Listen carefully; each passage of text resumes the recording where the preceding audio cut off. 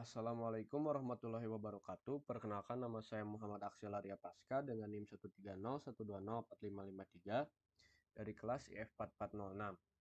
Di sini saya akan mempresentasikan tugas machine learning atau pembelajaran mesin case base 1. Deskripsi tugasnya yaitu mengimplementasikan, menganalisis, dan mendesain teknik pembelajaran mesin yaitu supervised learning dengan algoritma bisa dipilih yaitu AAN, MLP, RNN, LSTM, atau CNN. Eh, Kami ditugaskan yaitu pertama, selidiki masalah kualitas data yang telah diberikan, lalu jelaskan keputusan Anda mengenai pendekatan pemrosesan data. Jelajahi kumpulan data dengan meringkas data menggunakan statistik dan mengidentifikasi masalah kualitas data apapun. Nah, pada tugas ini tidak ada batasan jumlah ringkasan yang akan dilaporkan, tetapi Anda diharapkan hanya melaporkan yang paling relevan. Nah, di sini pada tugas ini saya menggunakan eh, algoritma ANN atau Artificial Neural Network. Nah, Artificial Neural Network atau jaringan saraf tiruan merupakan salah satu pemodelan kompleks yang dapat memprediksi bagaimana ekosistem merespon perubahan variabel lingkungan dengan terinspirasi oleh cara kerja sistem saraf biologis, khususnya pada sel otak manusia dalam memproses informasi. Algoritma yang paling populer digunakan oleh ANN adalah Supervised Learning. Nah, ANN ini memiliki kemampuan yang bisa dibilang luar biasa untuk mendapatkan informasi dari data yang rumit atau tidak tepat, sehingga permasalahan yang tidak terstruktur dan sulit didefinisikan dapat diatasi. Nah, selain itu, ANN juga memiliki kemampuan untuk melakukan perhitungan secara paralel sehingga proses komputasi menjadi lebih cepat dan dapat membangun representasi dari informasi yang diterimanya selama proses pembelajaran secara mandiri. Nah, namun ada kelemahan pada algoritma ANN ini, yaitu tidak efektif jika digunakan untuk melakukan operasi-operasi numerik dengan presisi tinggi dan membutuhkan pelatihan dalam waktu yang lama jika jumlah data yang diolah itu besar. Nah, langsung saja kita running program.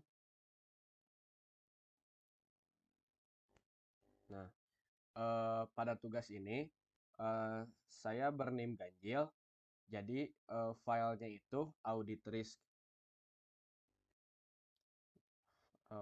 Folder dari datanya itu data audit risk. Nah, yang pertama itu mengupload datanya, data audit risknya. Sebentar, saya run dulu package-nya.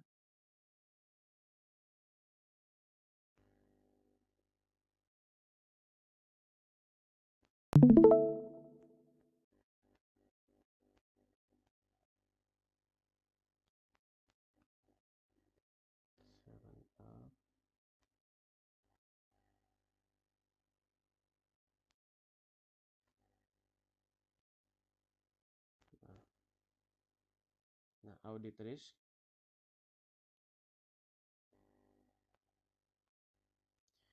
Nah, pertama-tama langsung saja saya akan menjelaskan pada proses pre-processing atau eh, ya pre-processing. Sebentar, saya running dulu.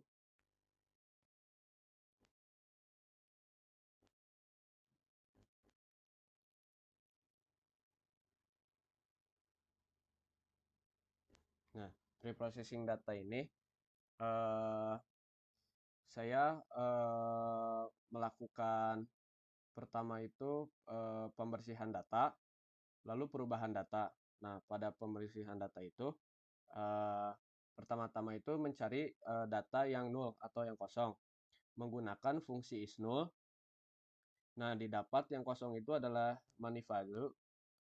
Nah, money value ini kita bisa isi dengan meannya. file value fill.man. Nah, lalu ada proses menghapus file yang terduplikasi atau duplikat file yang lebih dari satu atau dua file yang sama. Nah, ada fungsi drop duplicates. Nah, setelah di drop data yang terduplikasi, nah bisa dilihat jumlah datasetnya itu 763. Nah, lalu melihat data yang berkorelasi. Nah, korelasinya itu eh, kita tampung pada variabel korelasi. Lalu nama filenya, file ini adalah ininya, eh, auditnya, .core. Core ini fungsi korelasi. Saat di print bisa dilihat. eh, nah, ini detection risk ini semuanya bernilai not a number, none, tipe datanya not a number. Nah, bisa terlihat dari sini saja eh, detection risk ini tidak berkorelasi. Nah, dalam heat mapnya detection risk ini itu kosong atau bolong karena not a number si value-nya, maka lakukanlah proses drop. Nah, saya melakukan proses drop pada detection risk. Artinya dihilangkan si detection risk-nya. Sebentar. Biar cepat kita run all aja.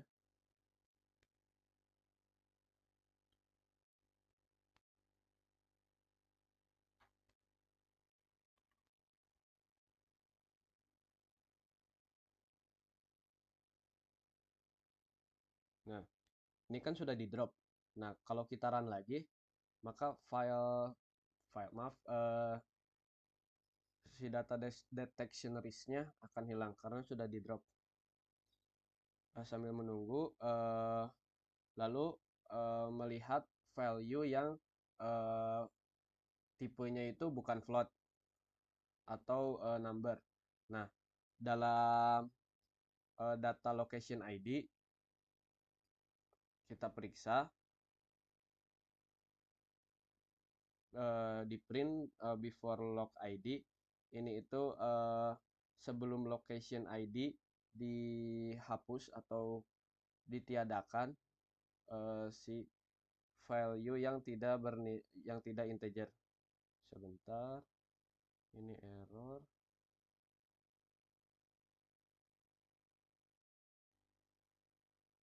Detection risk. Nah, error karena detection risk itu sudah tidak ada ya.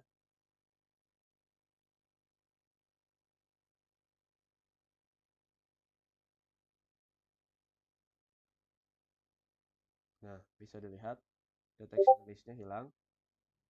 Nah, maaf, lanjut lagi ke yang value dari location ID.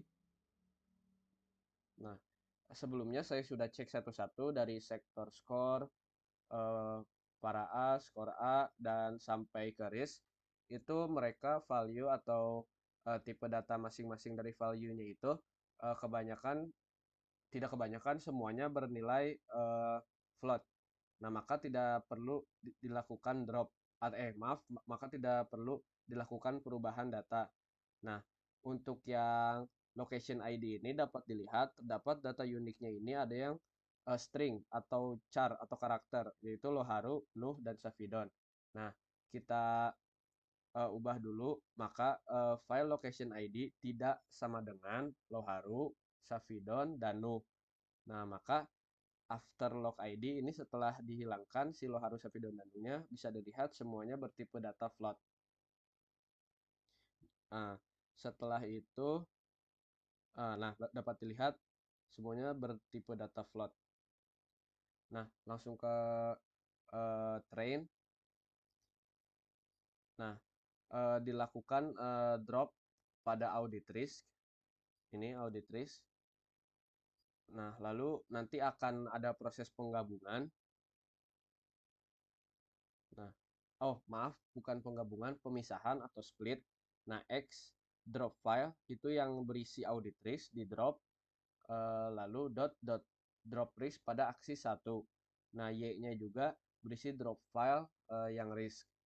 Nah, proses split data, test dan trend ini setelah dilakukan split antara datanya menjadi data test dan data train, lalu dilakukan normalisasi eh, normalisasi data min max color. Nah, di sini itu proses penggunaan prinsipal komponen analisis atau PCA. Nah, ini berguna untuk mereduksi dimensi. Nah, lalu di sini adalah proses pembuatan modelnya. Terdapat 6 hidden layer, lalu satu output layer dan input layer. Lalu learning rate-nya 0,000005. Nah, biasanya itu learning rate-nya itu dimasukkan 0,01 atau 0,1, tetapi waktu saya masukkan 0,01 dan 0,1 eh, pada proses pencarian akurasi dan recall dan presisinya itu tidak merespon, maka dilakukan 0,0005. Nah, ini proses trainingnya. Oh, callback-nya. Ini callback adalah seperti loop-nya atau proses pemberhentiannya. Nah, lalu ada proses training. Nah, dapat dilihat loss 0,655 sampai ke bawah. Nah, lalu ada akurasi, plotnya, akurasi, presisi, recall, dan loss. Nah, eh, ini itu ada eh, evaluasi. Epoch itu merupakan hyperparameter. Hyperparameter ini menentukan berapa kali algoritma deep learning bekerja melewati seluruh dataset baik secara forward maupun backward. Nah, eh, yang biru ini akurasi, oranye ini presisi, hijau ini recall, dan merah ini loss. Nah, lalu langsung saja ke skor yang didapat. Akurasinya itu 90,13%, recall-nya 80%, dan presisinya 94,12%. Sekian dari saya. Wassalamualaikum warahmatullahi wabarakatuh.